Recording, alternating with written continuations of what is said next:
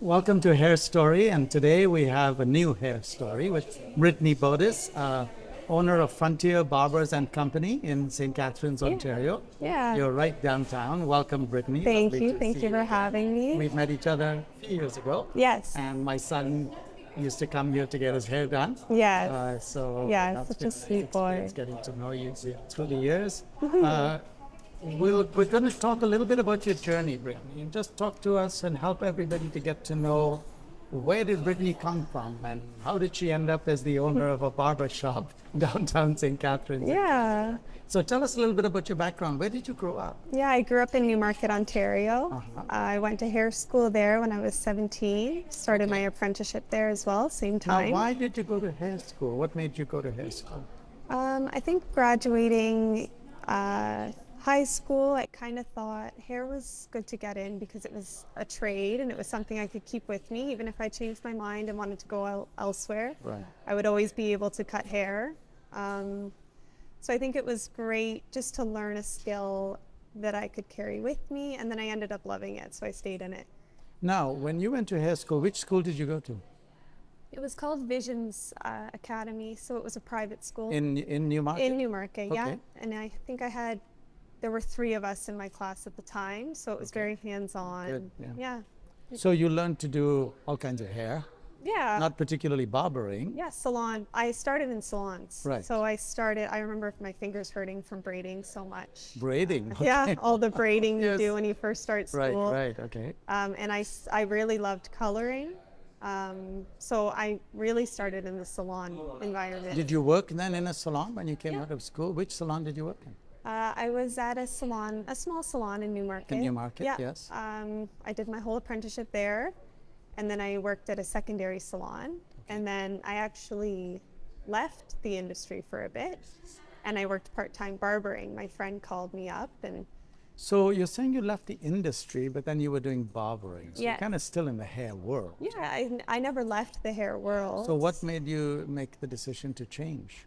I had I enjoyed the salon experience.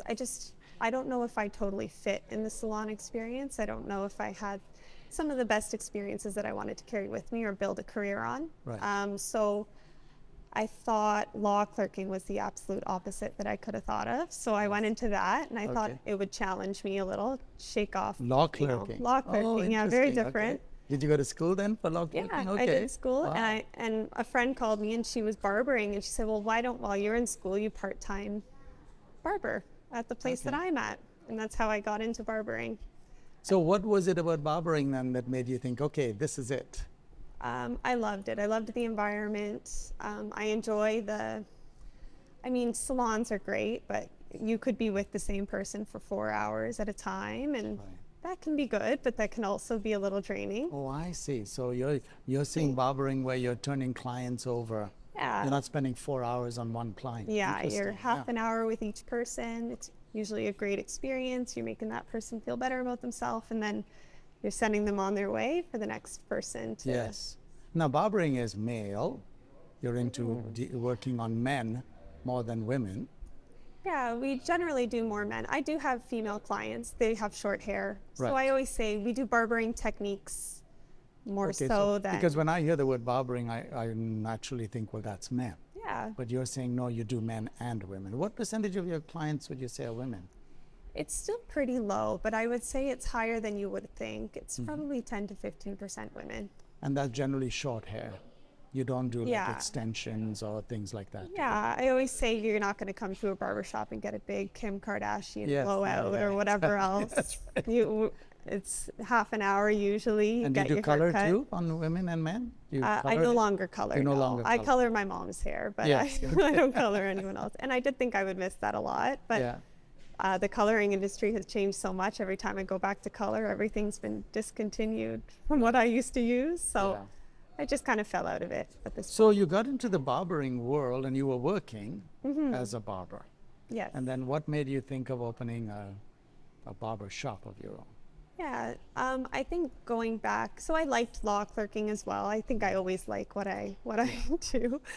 I liked it, but I just found if I was going to go back into hair, I wanted a little bit more control. Right. So I found as an employee, I loved doing it. I loved the hair part of it. Clients I never had an issue with.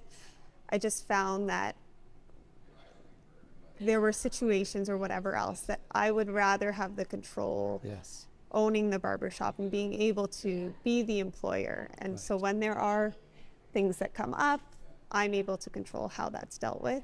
And So how long were you barbering before you opened your own shop? Like how many years? in the hair industry, I started in 2011. So I've been in the hair industry for a bit. Barbering, I started in 2014.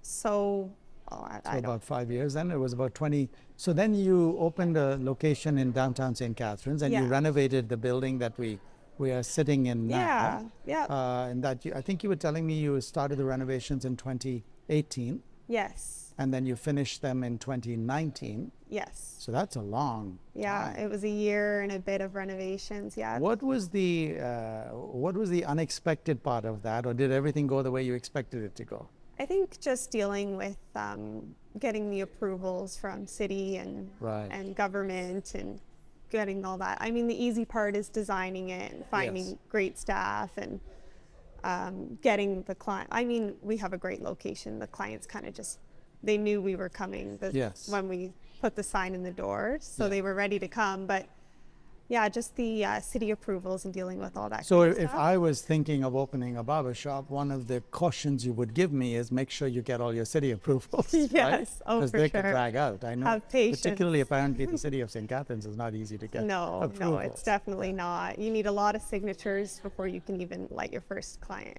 in the So, door. so you had to financially be able to carry that Yep. through all that period of time, because I guess the landlord maybe gave you some free months, but started charging you rent, I would think. Yeah, I think the level of work that we did to the building, I think this building was probably almost condemned, I think, when we found it. It was in pretty rough shape. We ripped all the walls down and everything and started Okay. totally from scratch.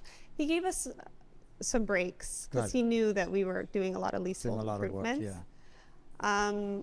But yeah, you need to be able to even just sustain yourself, That's right. your day-to-day living, and yeah, there is rent and During all that time then, let's say that was it 1 year of renovations or yeah, little it was less? about a year. About a year of renovations.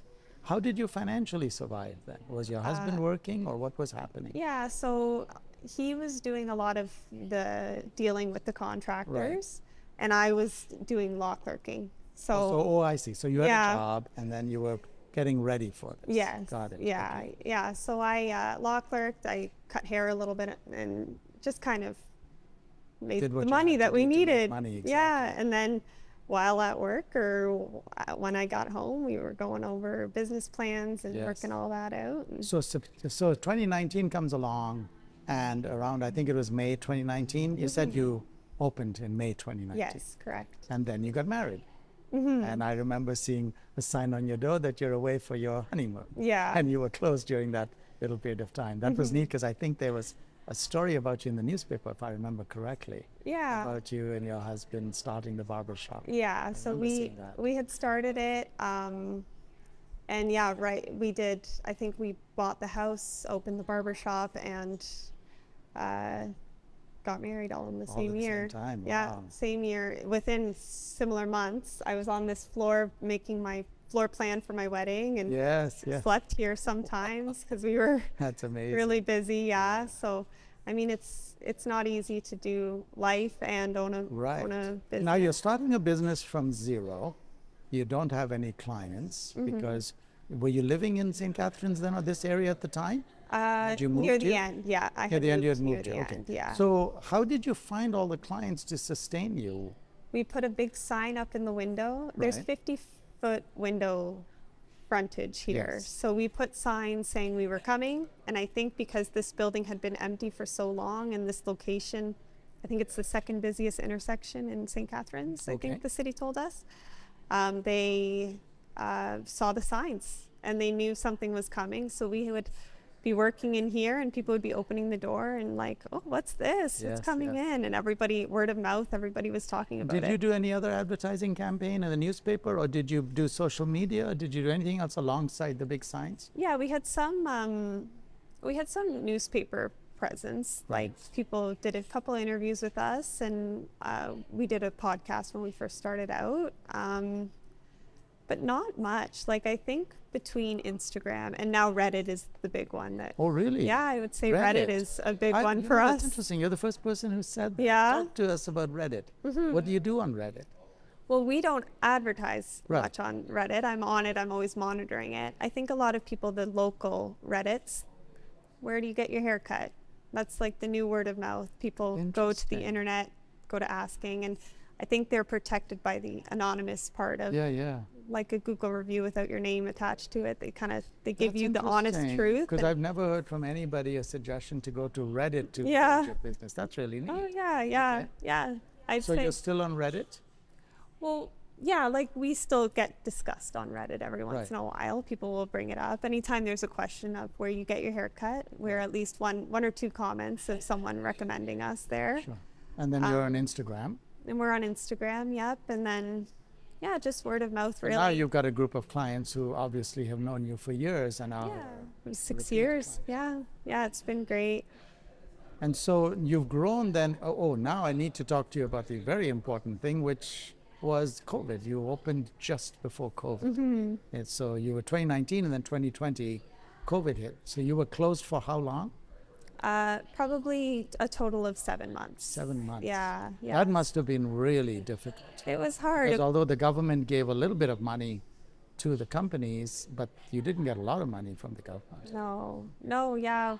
The CERB and the loans and whatever Yeah. else. But I mean, we had to get pretty creative at the time. We were selling hats. We were driving around to our clients' homes and selling merch. Really? We could, yeah, just to make a little bit to cover rent or whatever else. Yes. We ran some whiskey clubs at home, like on the laptop or whatever. And that's interesting because as we're sitting here, behind us is the bar. And this is obviously the new barbershop concept. Yeah. Not our father's barbershop. Yeah. Where you can literally come and have a drink and talk. And so that's interesting. You had a whiskey club, you said? Yeah, we Well, did tell a us little about bit that. of a whiskey club. We would pick our whiskeys or whatever Right. else, and then each client would bring it home, and then we'd go on the internet, and we had hired a like someone to speak about each one, and if there was a food aspect to it, and yeah, so it was kind of interesting. Something very different than what a barbershop yeah. would do, but Is that you had whiskey to get club still creative. going or it's not going? No, it's no longer Okay, going so you did anymore. it during COVID. It was a COVID thing, yeah, Sure, and it helped a little bit, but Yeah. yeah. That was interesting. Yeah. Creativity. That's really neatly. Yeah. Reddit is the new thing I've heard from you and the whiskey club. So those are two new things I haven't heard from anyone else. Oh, I think. okay, yeah. So that's really Something unique. fresh. So then you continue to grow, and now you have a total of 8 people. You said working here. Yeah, You we have have 2 8. full-timers, 2 part-timers. Yeah. And then you have 3 part-timers because you're one of them. You work only certain days of the week. Yes. Because now you have a son who's Yeah. 4 years old. You said. 4 years old. 4 years old, Yeah, okay. yeah. And I live a bit far away, so Yes. I've taken a little less So you time come in behind 2 the days chair. a week, and then you have a manager. One of the ladies here is a manager. Yeah. And then with you have 3 scheduling. people who work part-time behind the bar and as receptionists. Yes. So yeah. that's your company of 8 apprenticeship. people. Yeah. Has it been difficult to find those people? I think it is pretty difficult to find the right people. Right. I think everybody can be good in the right place. This place is a little bit different. We're higher volume, and we've got the whole bar aspect where customer service is a really big idea for us. So to find someone that fits in that is tricky, and it takes some time. It takes time for people to also get comfortable in a role and open up or whatever else. So it is tricky, but So now that the business has A, survived COVID, yeah. and B, survived a few years of getting established, what would you say your challenges are now as you look ahead?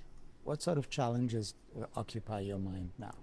I think, well, I've taken over the business, so Right. there's the running the whole thing on my own is Yes. interesting for me. So that's kind of what I've been working through lately. But I think the challenge too is just keep going. We're growing. I find we have probably more clients than we do stylists at this point. So trying to figure out how to accommodate that, or how to grow, or how to find the right people. Are you finding that you have to turn away clients because you have too many and you don't have enough Yeah, barbers? we do. If we could be open, when we first started, we were open 7 days a week. I did 80 hours a week because I didn't have a kid, and Yeah. this was my whole life. So to be able to find the manpower to be able to keep sustaining that, and even to, I mean, I run a business. I hire moms and family people and stuff like that. So to be able to work with their schedules too is really important to me. So being able to just balance all of that is definitely a challenge. Yeah, because you're the complete businesswoman now, where you're doing everything from buying the products to to making sure the place is clean, to paying the bills, to making sure that the taxes are done, and all of those things are really on you. And that basically means you need to be, I don't imagine you're just working 2 days a week, because at home you're probably working quite a bit. I work all day. I even joke that sometimes at 3 a.m. I'll remember a bill, or I'll remember something, and I'll go on and pay it at 3 a.m. So it really is. So speaking from personal experience, would you recommend, if someone says, Brittney, I'd like to start a barbershop of my own, would you say, don't do it? Or would you say, well, these are the problems and you better be aware of them before you do it? I would definitely tell someone the problems so that they weren't going in blind. I wouldn't say that I wouldn't do it. I think that there are ways to do anything if you're driven, or want to make it work badly enough. I would say it's hard. So I'd say it's pretty hard, and it's very unexpected, and you have to have a lot of patience and be able to wait on hold with the CRA is the joke that I always make. But you could do it. Anyone can do it. So now we are seeing in Canada and the United States, we're seeing a definite downturn in the economy. As I talk to other salon owners, we're seeing a real downturn in the economy, and some people are saying, well, the clients are coming less often. They're cutting back. What are you seeing? I do see that. I see people maybe stretching their appointments out a little bit longer in between, say. I think I understand it. I myself am going through all the same stuff as they are, so I would get that. It's a unique situation when you do reduce your hours, because even if someone is taking a little bit longer between clients, I'm saying, all right, then I can fit someone who hasn't been able to see me for a bit in. But I do see that. I see the expectations of how we lived. I mean, I've been for 6 years. That's a small frame compared to other business owners. But in the 6 years, I've noticed there's a big change in the expectations versus what. Explain that a little bit. What do you mean? I think expectations have changed a lot. Like when I started in 2011, just the salary versus what barbers are making now was very different. I remember begging my boss for $12 an hour. Now I'm sitting in interviews where they're asking for, they know the percentages they want. And at first I did laugh a little, because I thought, oh my God, I never made that. I should work for someone again. And I think those expectations might still be there, especially after COVID. But you're right, people are taking longer in between clients, so money might not be coming in like it was 2 years ago even. So to be able to manage expectations of what someone should make, they deserve it, what they should make, versus the reality of what the economy is doing can be tricky. So what kind of compensation packages do you give to your workers? Is it a percentage, or is it an hourly rate? Or? So we do a commission-based, and if they don't make commission, they'll make the standard hourly. But you mean the minimum rate, or what the minimum rate? Yeah. So it's pretty hard not to make commission when you booked up, or when you've been here for a little while. So they do make a commission, and that's worked for us for a little while. So, and it's all across the board. So I think the way that you would change what you're making is what you're charging per haircut. So if you've been here for a long time and you're charging a higher tier, you make a little bit more money. Have you had to raise your prices in the last maybe 3 years? We have had to raise our prices, and we'll probably have to do it again with how things have increased in the last year. that's always a fine balance of how far do you raise it before the customers start saying, "Oh, that's a lot of money." Oh, for sure. Yeah. And I'm someone who always fights raising prices because I'm like, oh, we can Yeah. still do it. We can still do it. I hold on to it so hard. But I'm realizing if you increase it a little bit over time, it's not as bad as when you realize I need to increase it $5. Yeah. Everyone's going to notice. Exactly. So year over year, I think it is good to increase a little bit. One of the challenges most salon owners have is selling retail products. Even the manufacturers have always said, "Oh, we wish the salons could sell more retail." Yeah. How do you find selling retail products in your company? I think as an employer, I would say we can always sell more. Right. I feel like that's something that we would say. I think we do all right. I think that we have stuff that I don't carry anything that I wouldn't sell myself because I'm not a good salesperson. So do you recommend?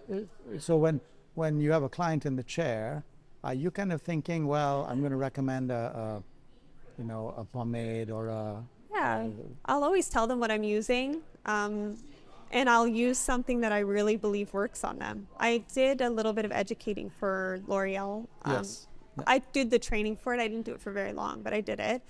And that was the one thing they said, it's education, it's not sales, because I am terrible in sales. Yeah.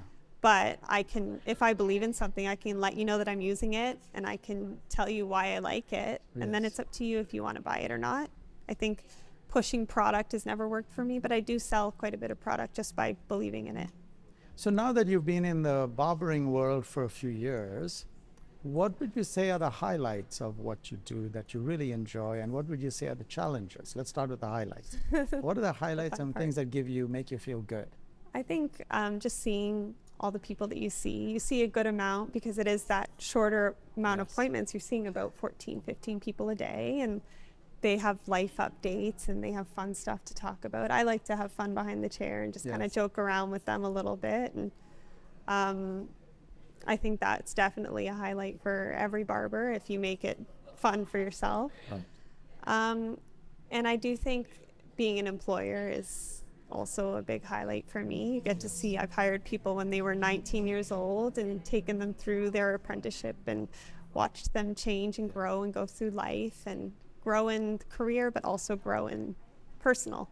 And I think that's really fun, and to be able to not have that impact on them, but be able to have a good effect on other people's lives. Give them somewhere comfortable to come to work.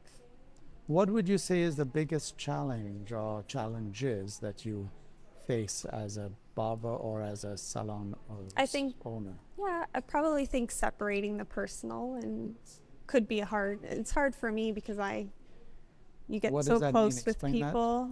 When you're an owner or whatever else, you kind of have to put the business. Okay. But you also work so closely with people. It's easier when you're not here to say, well, you're not performing and you're this and you're that, but you're working beside someone, you're feeling the struggles and you're feeling the same struggles that they're feeling. Yes. You need to sell more product. Well, so do I, because I'm working right beside you. Right.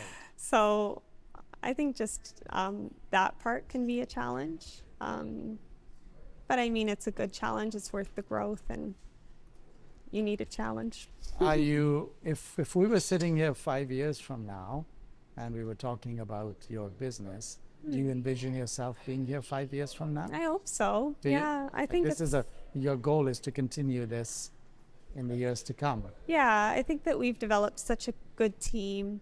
And I even think there was the question of whether to keep it or not about a year ago. Right. And I think I was thinking about who I'm employing and how close we've gotten over the years, and the families, I know their kids and everything else. And that part of it, I think, well, I can keep employing these people and having fun and enjoying my time here. The work is the work, and that's part of it, but it's whether or not it's worth it. That's true. And for right now, it's worth it for me. So hopefully in 5 years, we're talking about this again. We will check back with you. Yeah. Thank you so much, Brittney. It's been lovely talking with you. And I'm looking forward to keeping in touch with you and perhaps looping back a few years from now and seeing how you're doing. Awesome. Thank you very much for having me. Right.